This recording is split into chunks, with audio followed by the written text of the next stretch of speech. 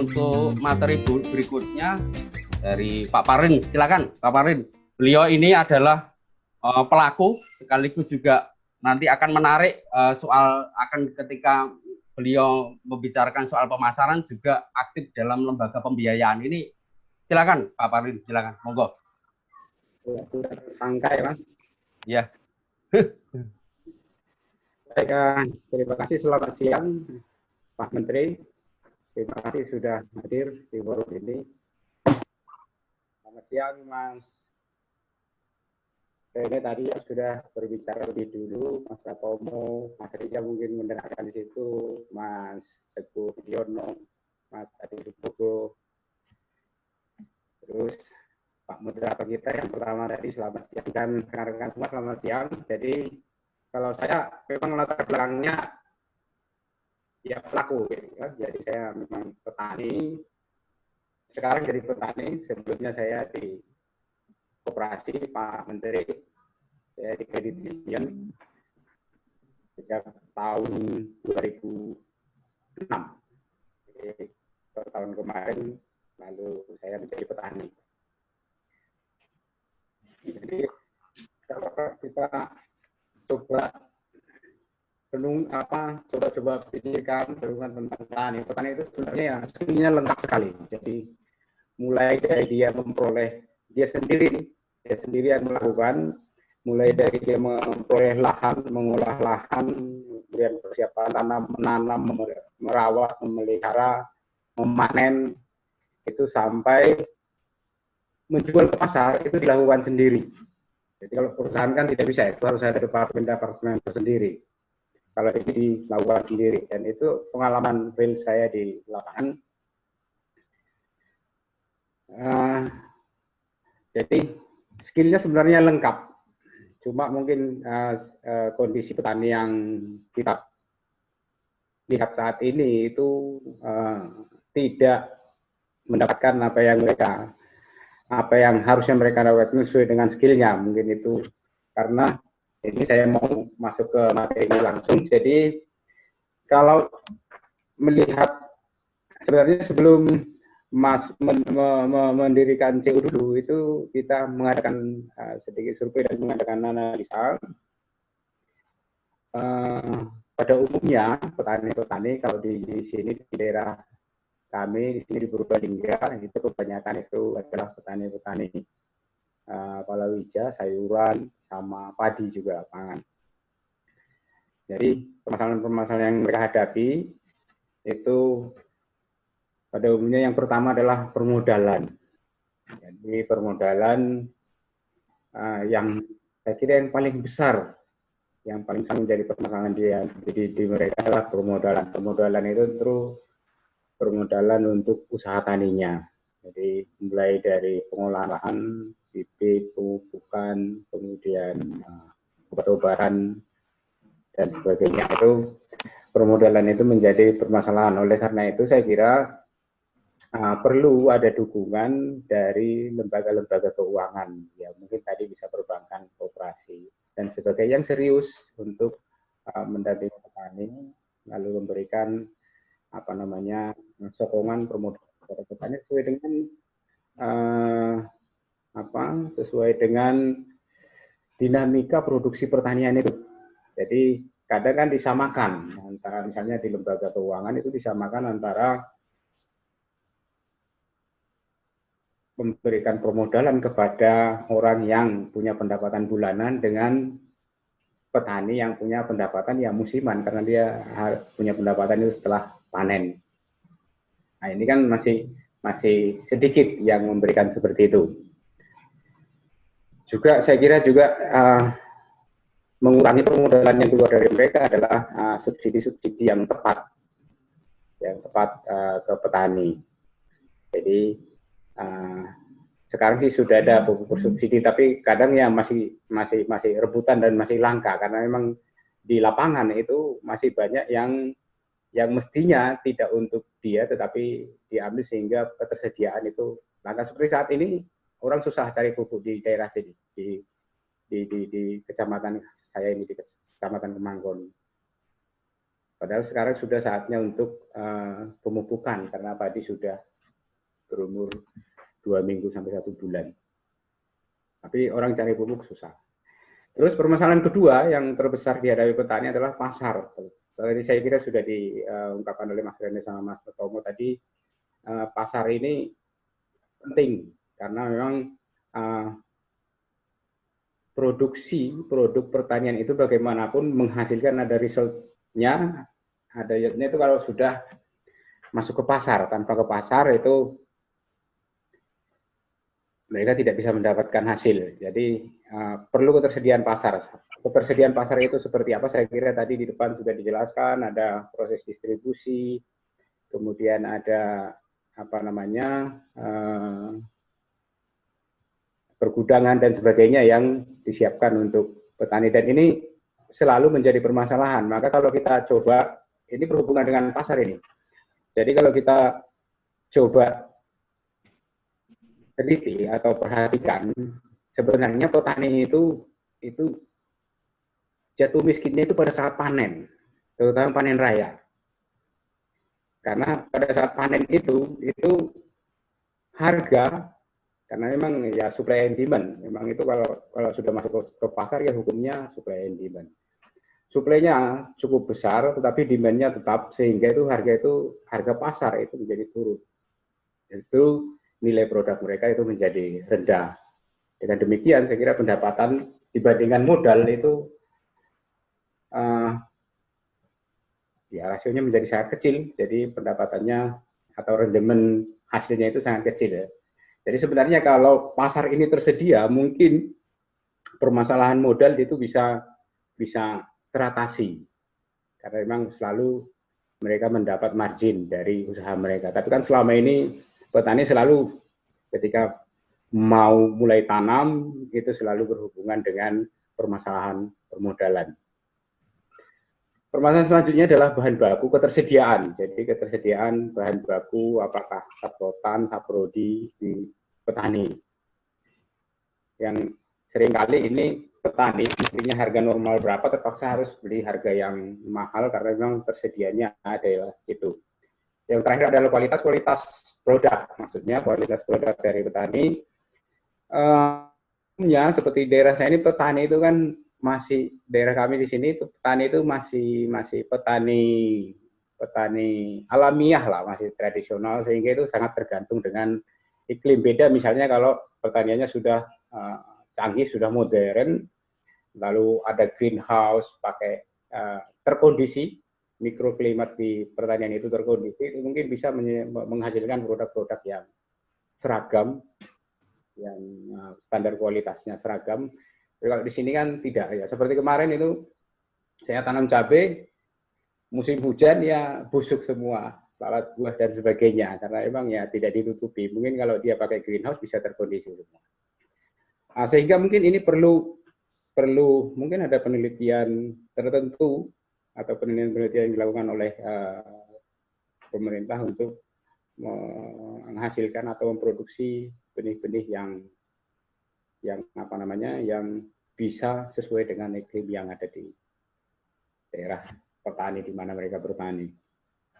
Jadi kalau secara umum saya kira permasalahan yang dihadapi petani adalah 4 ini, yang mungkin ada yang lain-lain, tetapi yang secara garis besar adalah permasalahan permodalan, pasar bahan baku dan kualitas produk. Karena kan kualitas produk juga sering menjadi permasalahan ketika masuk ke pasar. Jadi bisa produk pertanian itu menjadi sangat murah karena memang tidak sesuai dengan kualitas yang diharapkan di pasar. Lanjut ke slide berikutnya. Oke, baik. Ancaman kondisi saat ini, menurut kami, jadi tadi ada permasalahan permodalan itu bertambah berat. Jadi di sekitar kami di sini itu kan ketika pandemi COVID-19 ini mulai, lalu orang mulai yang sudah tidak bekerja di kota atau sudah kehilangan pekerjaan itu kembali ke desa. Tetapi kan kembalinya ini beda. Kalau tahun lalu kembalinya kan mereka mudik, bawa bawa uang ke desa sehingga uang beredar di desa atau di pedesaan itu cukup besar, lalu daya beli, lalu belanjanya meningkat, sehingga produk-produk di pedesaan itu ya lumayan berharga atau nilai jualnya naik karena memang demand-nya meningkat. Tapi kalau sekarang kan tidak, jadi mereka pulang itu malah tidak ada uang. Dan itu akan menjadi beban tambahan bagi, ya kalau di desa sudah otomatis bahwa keluarga penghidupan atau mata pencarian keluarga-keluarga di desa itu adalah pertanian. Itu menjadi beban, juga akan mengurangi modal yang mestinya mereka gunakan untuk bertani, itu ya akan menjadi bagian dari biaya konsumsi, biaya hidup dari orang yang pulang ke desa-desa. Kemudian lapangan pekerjaan yang tidak tersedia sesuai dengan skill yang ada, karena memang tadi Pak Deten bilang anak muda itu sekarang agak, saya tidak tahu ya kenapa itu agak alergi dengan pertanian, mungkin tidak suka megang tanah, mungkin apalagi megang kompos. Jadi skill mereka di situ tidak memadai untuk bertani, dan juga mungkin saya kira passion mereka atau ketertarikan mereka terhadap pertanian itu kurang, terutama pertanian-pertanian yang hortikultura ya, seperti sayur dan sebagainya. Mungkin kalau nanam durian tadi seperti Mas Batomo mungkin masih senang mereka nanam durian, nanam kelengkeng, nanam rambutan gitu, itu masih. Tapi kalau sudah pertanian-pertanian yang sifatnya hortikultura musiman itu agak susah untuk mencari orang yang mau dan mampu untuk bekerja di situ. Maka itu menjadi tambahan beban. Selanjutnya adalah, lanjut ke slide berikutnya, adalah masalah pemasaran. Jadi pemasaran hasil pertanian. Nah, sekarang rata-rata karena orang di rumah semua, jadi untuk keluar rumah itu dibatasi, maka mereka kebanyakan kalau di sekitar sini itu adalah mungkin di daerah Bapak Ibu dan rekan-rekan juga, bahwa di sekitar rumah, di keliling rumah itu ada paralon untuk nanam sayur-sayuran, yang macam-macam. Ada yang politik besar-besar itu. Nah, sehingga produk sayuran itu jadi melimpah. Jadi yang di petani yang menggarap lahan itu kurang terserap, selain juga kurang terserap produksinya karena memang di rumah-rumah juga sudah tanam sayur. Jadi ini juga kurang terserap produksi dari petani-petani yang di lahan. Akibatnya ya tentu pemasaran ini menjadi susah. Selain juga bahwa distribusi juga dalam kondisi sekarang ini kami mengalami sendiri. Jadi distribusi misalnya antar kabupaten saja susah gitu ya, apalagi antar provinsi untuk membawa hasil pertanian kita keluar sebagai distribusi atau kelebihan atau surplus dari kelebihan konsumsi kita. Jadi kemudian yang terakhir, ini rasa-rasanya saya sih tidak punya analisis yang akurat secara teoritis tentang ini. Rasanya seperti ada setback, jadi orang menjadi ke arah subsisten gitu ya, jadi tidak menjadi bisnis lagi karena sekarang orang menanam apa yang mereka butuhkan. Sebenarnya ini baik untuk keluarga secara ekonomis, tetapi untuk petaninya tentu lahan produk pertanian seperti sayur-sayuran itu menjadi tidak terlalu cepat atau tidak terlalu laku di pasaran karena memang masing-masing sudah subsistensi. Jadi seperti ada kembali lagi ke dulu. Jadi orang sudah menanam kebutuhan mereka masing-masing di keluarga, terutama untuk sayuran-sayuran. Saya kira kita lanjutkan terus. Slide berikutnya. Beberapa petani atau peternak kecil itu juga selama ini kan mereka juga banyak yang mengajukan pinjaman kur. Saya kira dengan adanya kebijakan relaksasi modal pinjaman dari perbankan itu bisa memberikan mereka peluang untuk mencoba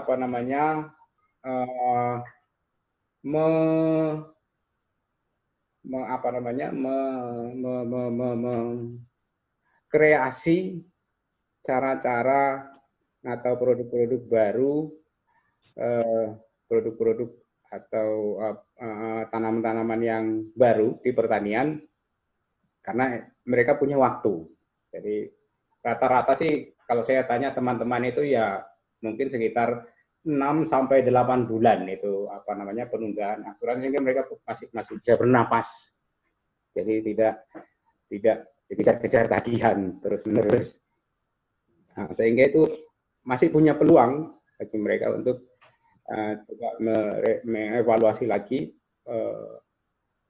pola pertaniannya atau jenis pertaniannya yang dikembangkan.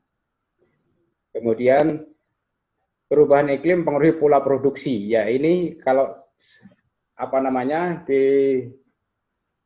pertanian ini sangat terasa sekali. Jadi terutama untuk tanaman pangan dan hortikultura ya, mungkin kalau tanaman keras, buah-buahan itu mungkin tidak terlalu berpengaruh, tetapi tanaman pangan itu padi, sayur-sayur itu sangat berpengaruh sekali. Itu mulai dari tahun lalu itu kan perkiraan itu bulan-bulan September, Oktober itu sudah hujan. Ternyata hujannya itu baru tanggal 1 Desember 2019. Nah, sekarang juga diperkirakan itu sebelumnya oleh petaninya, maksudnya ilmu Tipen. Jadi yang biasanya kayak gitu, itu bulan-bulan Mei, April itu sudah mulai kemarau, tapi sampai sekarang itu masih hujan. Sehingga itu mempengaruhi cara atau pola tanam dari petani-petani itu. Mungkin ini juga akan memunculkan kreativitas baru bagi petani menjadi lebih modern. Jadi tidak tergantung lagi ke iklim alami yang ada. Nanti bisa mereka lebih maju pertaniannya. Terus yang berikutnya adalah pola pertanian dari kontinuitas monokultur ke diversifikasi ya. Karena ketika berbicara tentang industri pertanian itu maksudnya industrialisasi pertanian itu kan cenderungnya adalah ada kontinuitas dan itu satu jenis produksinya monokultur satu jenis tapi kontinu. Nah, kondisi pasar sekarang di petani di kita itu tidak bisa seperti itu. Jadi kalau hanya satu jenis, ini maaf lagi saya berbicara ini tentang produk pangan dan sayur ya.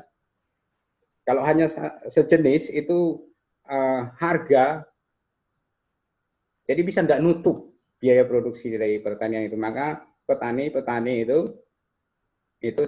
cenderung untuk misalnya dalam satu luasan lahan itu menanam berbagai jenis tanaman. Berbagai jenis sehingga bisa saling menutup, mana yang lebih laku itu yang dijual. Mana yang lebih laku itu yang dipelihara lebih bagus. Terus kita juga di sini ada toko pertanian. Jadi ini sedikit peluang untuk bagaimana kita menambah pendapatan adalah dengan penyediaan sarana produksi seperti benih, bibit, pupuk organik dan pestisida organik. Jadi karena kondisi sekarang itu di rumah orang bertani ini cukup laris itu. Jadi di rumah orang jadi kompos itu sangat laku, bibit sangat laku, benih sangat laku, tapi yang porsinya sedikit-sedikit. Jadi itu salah satu peluang untuk survival, untuk bertahan di kondisi sekarang. Jadi orang di rumah-rumah itu kan seperti tadi itu mereka bertani, menanam sayuran, buah berumur pendek itu, lalu belanja untuk sarana produksi itu cukup tinggi kesediaan itu. Lanjut. saya kira untuk ini yang terakhir, kebutuhan petani untuk sustain, saya kira tadi sudah disebutkan Pak Menteri juga bahwa permasalahan yang tadi, yang awal, permasalahan 4 permasalahan tadi, itu sebenarnya bisa kita manage, bisa tangani, bisa kita kelola dengan membentuk organisasi atau lembaga-lembaga pertanian. Jadi mungkin kalau saya mengatakan seperti ini, kalau Pak Menteri mungkin tadi ada korporasi pertanian atau koperasi pertanian yang saling saling berhubungan, jadi mereka saling interaktif mutualis antara penyedia modal, kemudian penyedia jaringan pemasaran, kemudian standar kualitas produk dan sebagainya, yang itu dikelola oleh lembaga yang ada atau sebagai lembaga pendamping dari pertanian itu. Kemudian yang berikut adalah mapping wilayah produksi oleh pemerintah. Saya kira ini penting. Jadi untuk ini yang kadang susah kita dapatkan, yang menyebabkan sering petani itu selalu disebut overproduksi. Tapi sebenarnya ya mungkin bukan overproduksi, tapi mungkin sebenarnya permasalahannya adalah distribusi.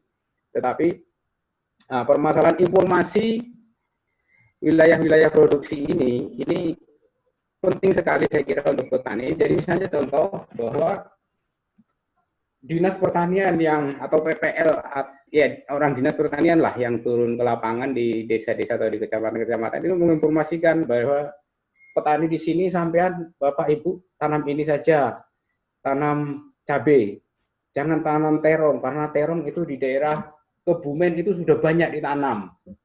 Sehingga tidak terjadi overproduksi atau kelebihan produksi. Karena kalau tidak ada informasi itu ya bisa di mana-mana tanamnya terong gitu. Jadi pada saat panen ya panen barang terong semua di pasar. Jadi saya kira mungkin harus ada bagian khusus dari Dinas Pertanian atau dari Kementerian Pertanian yang menangani informasi tentang bagaimana memberikan masukan kepada petani-petani ini untuk mau menanam apa dan kapan itu ditanam, sehingga tidak terjadi produksi. Dan mungkin itu juga nanti bisa disupport oleh lembaga-lembaga yang pertama tadi untuk kebutuhan petani itu untuk media muda, media pasar, standar kualitas dan sebagainya. Lalu yang terakhir adalah subsidi ke produk hasil pertanian. Jadi itu lagi permasalahannya bahwa misalnya seperti padi, ya pemerintah punya bulog gitu ya untuk menampung padi. Tetapi kan bulog itu punya syarat padi seperti apa yang bisa masuk ke sana, kualitas padi, kadar airnya, kemudian ragamanya dan sebagainya. Petani kita itu belum bisa memenuhi standar itu semua. Jadi kalau misalnya seperti bulog itu hanya sebatas